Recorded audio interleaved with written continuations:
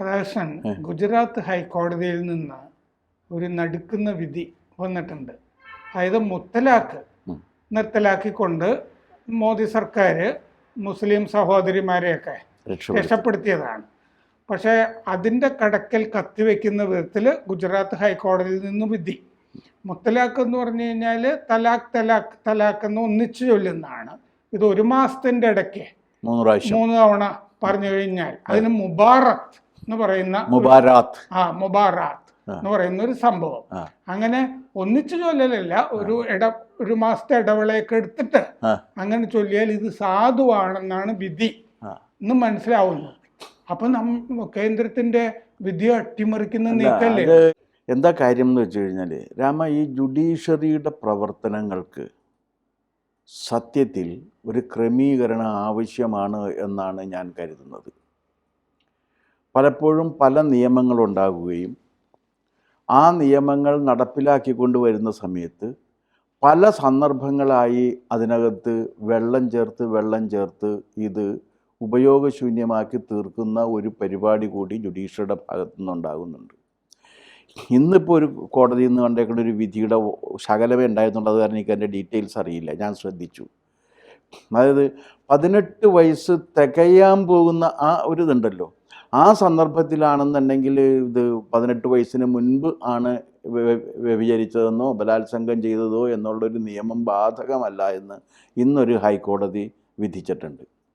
ഇതുപോലത്തെ യുക്തിശൂന്യമായ, മനുഷ്യവിരുദ്ധമായ, സ്ത്രീവിരുദ്ധമായ ഒരു വിധിയാണ്. പരസ്ത്രീ ബന്ധമൊക്കെ ആകാമെന്നോ അങ്ങനെയൊക്കെ പലതും ഇങ്ങനെ വിധിച്ച് വരുന്നുണ്ട്. അവരിതെല്ലാം ഇപ്പോൾ നമ്മുടെ നാട്ടിലെ സ്ത്രീധന നിരോധനത്തിനെതിരെയും സ്ത്രീ സുരക്ഷയ്ക്കും വേണ്ടി ഉണ്ടാക്കിയ നിയമത്തെയും സ്ത്രീ സുരക്ഷയ്ക്ക് വേണ്ടി 2013 ഗവൺമെൻറ് കൊണ്ടുവന്ന വളരെ സ്ട്രിഞ്ചൻ്റായ നിയമത്തെയും ഒക്കെ വെള്ളം ചേർത്ത് അത് കാശിന് കൊള്ളാത്തൊരു രൂപത്തിലാക്കിയെടുക്കുന്നതിന് വേണ്ടിയിട്ടുള്ള ആ നിയമത്തിലെ വകുപ്പുകളെ ആ വകുപ്പുകളെ അസ്ഥിരപ്പെടുത്താതെ അതിന് ദുർവ്യാഖ്യാനം നടത്തി ചെയ്യുന്ന ഒരു രീതി വന്നിട്ടുണ്ട്. അതിൻ്റെ ഒരു തുടർച്ചയായിട്ട് വേണം ഇതിനെയും കാണാനായിട്ട്. കാരണം മുത്തലാഖ് എന്ന് പറയുന്നത് സ്ത്രീ വിരുദ്ധമാണ് എന്നതുകൊണ്ടാണ് അത് റദ്ദ് ചെയ്തത്.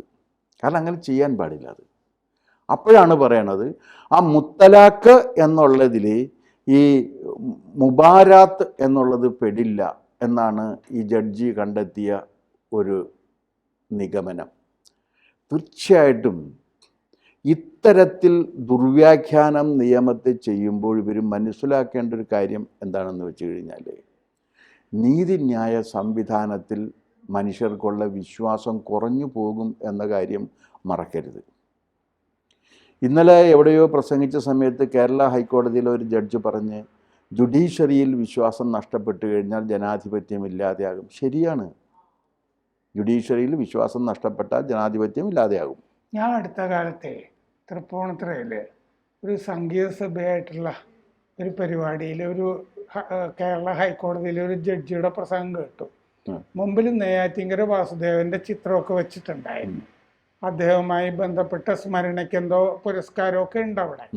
ഈ ജഡ്ജി അദ്ദേഹത്തിന്റെ പ്രസംഗത്തിലുടനീളം നെയ്യാറ്റിങ്കര വാസുദേവൻ നായർ എന്നാണ് പറഞ്ഞുകൊണ്ടിരുന്നത്.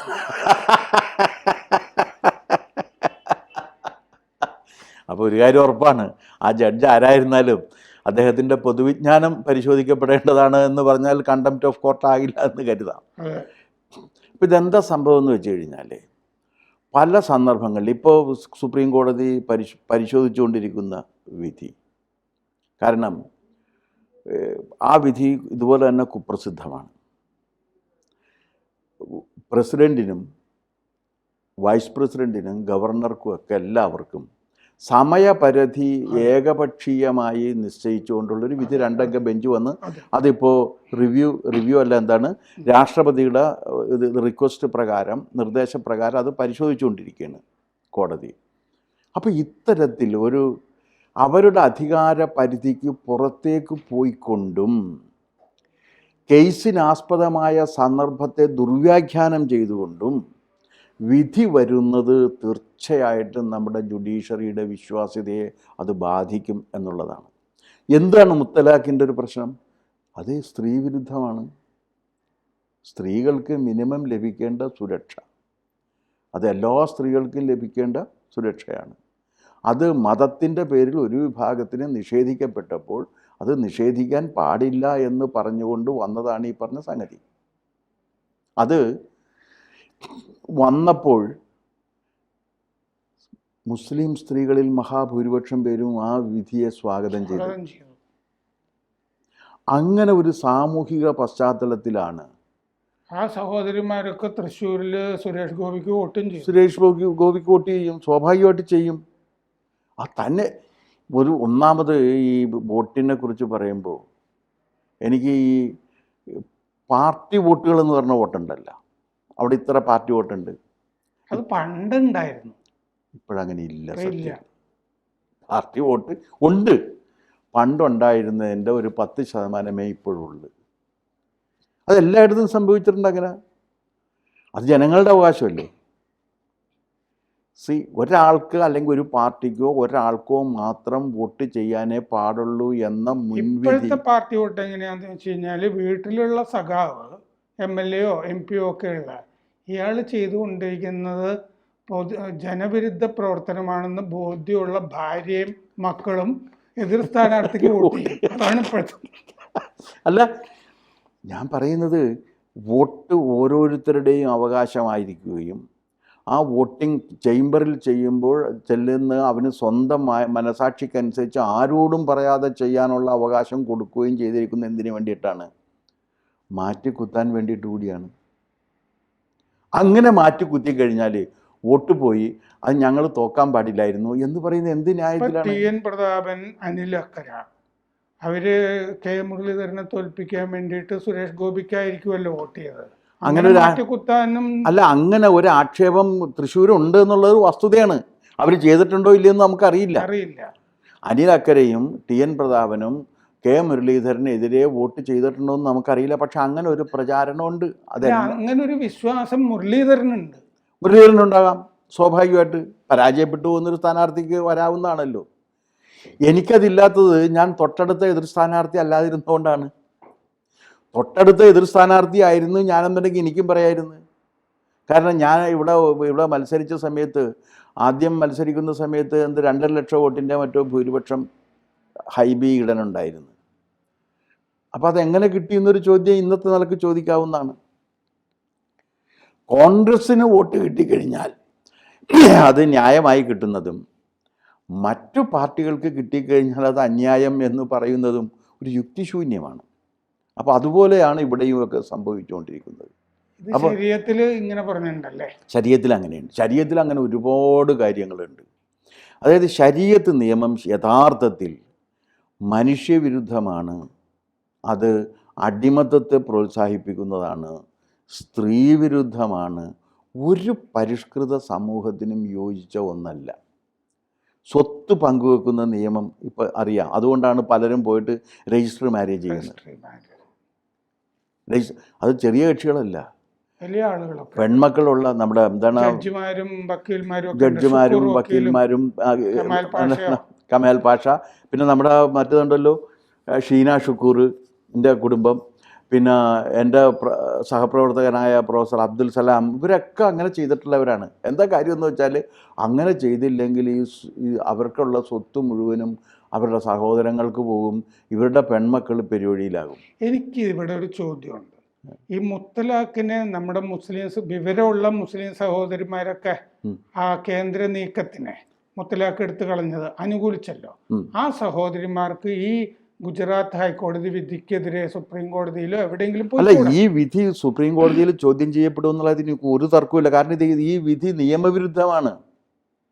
കാരണം മുത്തലാഖ് നിരോധിച്ചുകൊണ്ടുള്ള നിയമം കോടതിയിൽ ചോദ്യം ചെയ്തത് കോടതിയിൽ നിന്ന് ഉത്തരവ് വന്നിട്ടുള്ളതാണത്, കോടതി സാധൂകരിച്ചിട്ടുള്ളതാണ്. അല്ലെങ്കിൽ തന്നെ അതിൽ നിങ്ങൾ എന്താ ഈ പറയണമെന്ന്?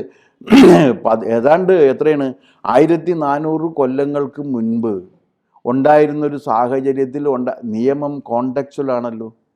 അല്ലാണ്ട് നമ്മൾ നിർമ്മിക്കുന്ന എല്ലാ നിയമങ്ങളും നമുക്ക് മാറ്റേണ്ടി വരും.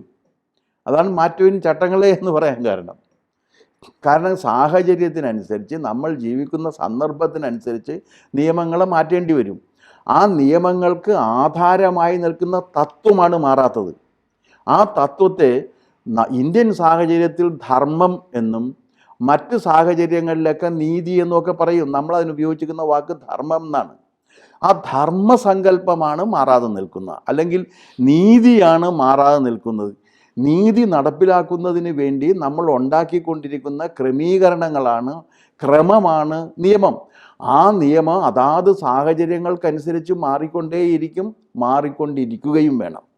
അല്ലാതെ അതിങ്ങനെ ഞങ്ങൾ എത്ര മാറിക്കഴിഞ്ഞാലും ഞങ്ങൾ ഇവിടുന്ന് മാറാതെ തന്നെ നിൽക്കും എന്ന രീതിയിൽ അത് പോകാൻ പറ്റില്ല. മാറിക്കൊണ്ടേയിരിക്കണം. അപ്പോൾ അതുകൊണ്ട് ഈ 1400 കൊല്ലങ്ങൾക്ക് മുൻപ് പ്രവാചകൻ മുഹമ്മദിന് കിട്ടിയ വെളിപാടിൽ നിന്നും രൂപം കൊണ്ടിരിക്കുന്ന ഒരു നിയമം ഇന്ന് ഇവിടെ അതിൽ നിന്നും തീർത്തും വ്യത്യസ്തമായ ഒരു കോണ്ടെക്സ്റ്റിൽ നടപ്പിലാക്കണമെന്ന് ആവശ്യപ്പെടാൻ പറ്റില്ല. കേന്ദ്രം നടപ്പാക്കിയ മുത്തലാഖ് നിയമത്തിന്റെ സ്പിരിറ്റിന് വിരുദ്ധമാണ്, നീതിക്ക് വിരുദ്ധമാണ്. വിധി നീതി വിരുദ്ധമാണ്. ആ വിധിന്യായം യുക്തിശൂന്യമാണ്, നിയമവിരുദ്ധമാണ്, നീതിവിരുദ്ധമാണ്. അത് ദൈവത്തിനും മനുഷ്യനും പ്രകൃതിക്കും എതിരെ ഉള്ള ഒരു വിധിയായിട്ട് മാത്രമേ അതിനെ കാണാൻ പറ്റുള്ളൂ. പ്രവാചകനും വിരുദ്ധമാണോ? പ്രവാചകന് വിരുദ്ധമല്ല. പ്രവാചകന്റെ കാലം അതായിരുന്നു. ഓരോരോ കാലത്ത് ഓരോ രീതിയിലില്ലേ. ഇപ്പോൾ കേരളത്തിൽ തന്നെ ഈ എന്താണ് ഇത് മറ്റേ സ്ത്രീകൾക്ക് കൂടുതൽ സ്വാതന്ത്ര്യം കിട്ടിയിരുന്നൊരു കാലം ഉണ്ടായിരുന്നു. പുരുഷന്മാരെ അനാഥരെ പോലെ നടന്നിരുന്നൊരു കാലം ഉണ്ടായിരുന്നു. വിശേഷം നമ്പൂരി സമുദായത്തിലൊക്കെ ഈ ആദ്യത്തെ മൂത്ത ചേട്ടനല്ലാത്ത ബാക്കിയുള്ളവരെ തന്നെ അപ്പന്മാരെന്ന് പറയും. അവർക്ക് ജനിച്ച വീടുമില്ല, പൊക്കോണവും ഇല്ലാതെ ഇങ്ങനെ അഴയിൽ കാക്കയിരിക്കുന്നത് പോലെ ഇങ്ങനെ ഓടി നടന്നിരുന്നൊരു അതൊക്കെ മാറ്റിയില്ലേ? എന്തായാലും ഇത് ഗുജറാത്ത് ഹൈക്കോടതിയിൽ നിന്നാണ്. ഗുജറാത്ത് ഹൈക്കോടതിയിൽ നിന്ന് ഇത്തരത്തിൽ വളരെ പ്രതിലോമപരമായ ഒരു വിധി വന്നു എന്നുള്ളതാണ് അതിലേറ്റവും ശ്രദ്ധേയമായ കാര്യം. മോദി ഇത് ശ്രദ്ധിച്ചില്ലെങ്കിലും അമിത്ഷായുടെ ഒരു ശ്രദ്ധ ഇതിൽ വേണ്ടതാണ്. തീർച്ചയായിട്ടും വേണം. കൂടുതൽ വാർത്തകളും വിശേഷങ്ങളും നിങ്ങളിലേക്ക് എത്താൻ ABC മലയാളം സബ്സ്ക്രൈബ് ചെയ്യുക, ബെൽബട്ടനും അമർത്തുക.